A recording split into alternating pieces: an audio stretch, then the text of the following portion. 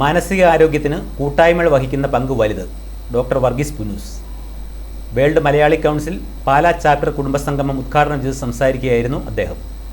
തിരക്കേറിയ ജീവിതത്തിൽ സമ്മർദ്ദം കുറയ്ക്കാനും സന്തോഷകരമായ ജീവിതത്തിനും പലതരത്തിലുള്ള കൂട്ടായ്മകൾ ആവശ്യമാണെന്ന് Kottayam medical college principal doctor Varghese Punnoose പറഞ്ഞു. World Malayali council Pala chapter കുടുംബസംഗമം ഉദ്ഘാടനം ചെയ്ത് സംസാരിക്കുകയായിരുന്നു അദ്ദേഹം.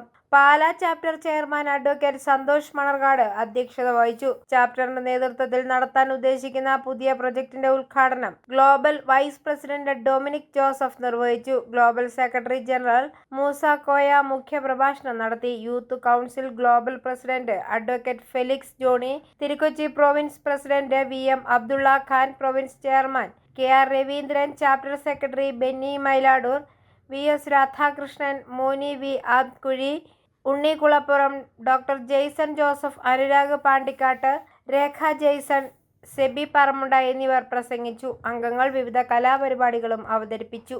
ഐഫോറിയ ന്യൂസ്, പാലാ.